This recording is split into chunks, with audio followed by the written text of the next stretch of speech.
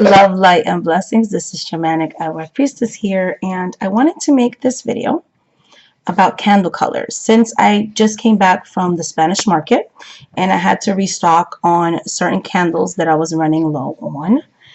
These candles are just pretty much my backup candles. I don't really show hauls when it has to do with me doing workings for other people, so those candles I never show because I feel like I like to keep my spiritual work that people pay me to do private. And so that's why I don't record like me doing spells for other people on YouTube or record their stuff and show it to other people. I pretty much keep my readings and the works and the workings that I do for people and rituals private and things like that. So these are pretty much just backup candles, but I thought I would make a video about color magic or color candles. I want to start off by saying that this is not a practice that was done in the beginning of the traditions that I practice. They usually used a lot of foot track magic, mojo bags, things like that, whatever they had available to them. So candles were not always available, and a lot of my spiritual work also is hoodoo lamps, and I still use that as well. I still do a lot of magic with mojo bags, spiritual baths, floor washes, and things like that. So candle work, especially color candles, is just a small part of my practice, because and then when they did have candles, it was usually beeswax or animal fat. So colors was something that was introduced more in the 1920s and 30s in the tradition that I practice. So this is more of a newer practice. And I've seen a lot of videos on when it comes to color correspondences, more of a Wiccan take. So I use colors a little bit different. So when I use candle colors, I usually use it to represent a spirit. Every spirit's represented by herbs, and now a little bit more modernly by certain colors. Okay, so white will be your overall, you could use it for anything type of candle. And in my practice, I use it a lot for purification. So I'm only talking from my experience, from my path, from my tradition, okay?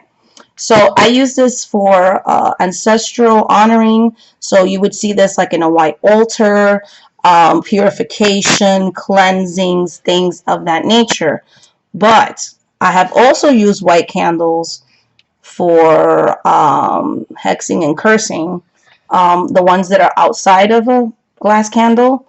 There's a certain way that I use a white candle for, and even for domination and things like that. So I use white for a lot of different purposes. So if you don't have any other candle colors, white is your overall. You can use it for anything, money, love, because I have spirits that are represented by the color white, and they are spirits that have to do with love, and they take white candles. So then another one, black. So black is good for protection, also good for ancestral honoring, and also hexing, cursing, cleansing, purification. And yes, I have used, for certain spirits, I have used it for sexual things and those kinds of things. So I use black for a lot of things. So black is another one that is very powerful. And in my tradition, you can use it for many different things. It can also be given as an offering to spirits that take black candles. Same thing with blue. You can give this to certain spirits of the path that I follow. So I follow more of a voodoo and Santeria and Hoodoo path. And there are spirits that take the color blue. So water, energies, yes, good like communications and things like that. But I have also used this for financial. There are spirits of finances that take this color candle. There are spirits of travel that take this color. There are spirits of unbinding that takes this color. There are spirits of uncrossing that takes this color. So depending on the spirit, it will be the color candle that you would give them and charge it for that intention. Red, yes, there are spirits that are sexual spirits, so they will take this. You could use this for rage, jealousy, betrayal, confusion, a lot of different properties. So you can use it both in its positive or negative aspect. I also use this as an offering and also for protection. Um, you have yellow. Yellow, good for love, good for finances, look good for attracting things, good for clearing up confusions, okay? There are certain spirits that take yellow, good for road opener. There are road opener spirits that take yellow, okay? Also good for finances, like I said. Green.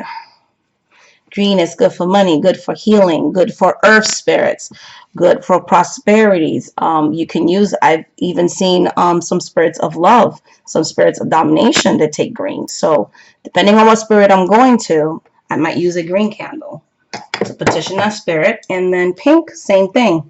Pink could be for love, but I've also had very angry spirits that take the color pink. And it could also be used for revenge and cursing and hexing. So you can use pink for many different properties as well. And then last but not least, you have your multiple. I don't have the one with the 7 colors. I have the one with the triple color. I use this specifically for a certain spirit, and she likes the triple color. And then I also use the one with the 7 colors because I do work a lot with the 7 African powers. I just don't have that one with me right now because of having to use it for spirit. But these are good for then you have your double action candles. I use those as well, just don't have any on hand because again I'm using those too. And then this one, like I said, is a protective spirit that watches over me, and this spirit likes this triple color candle. So basically the candles that I use are pertaining to the spirit and its properties, along with other candles that represent different things. But a lot of the times these candles, like I said, are not just used for what the book says.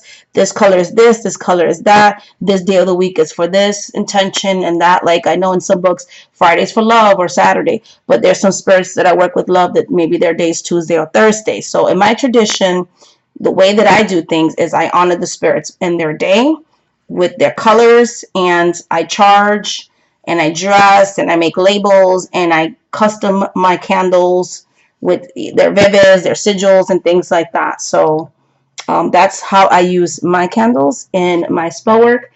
And I thought I would share that just to do a different perspective of color magic.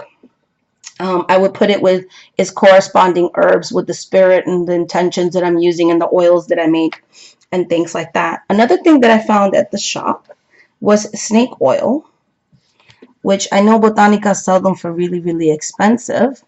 And I got this, I believe, for like $3 or $4, so it was not bad.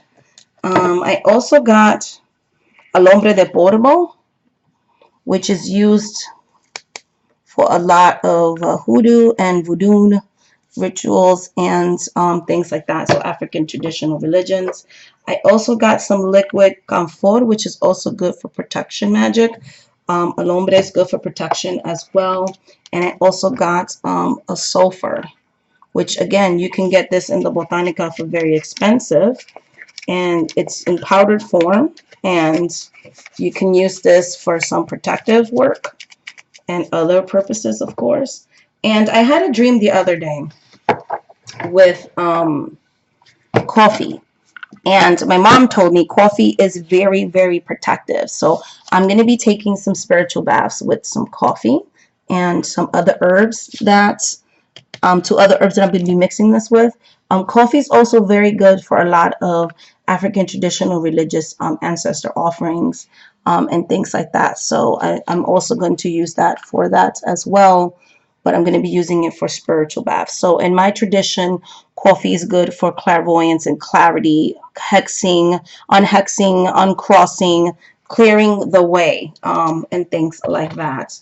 I also got for, I think, $1.66, I got Florida water soap, because I know a lot of people use the Florida water bottle, but I also like to use the soap. I do make my own spiritual baths, but in between that, I do like to use Florida water soap as well. So hopefully this has been a helpful video. If you want to, for me to do any kind of work for you, spell work, ritual, anything like that, the link to my site, shamanic-priestess.com, is down below. I always require a consultation before I do any work for you.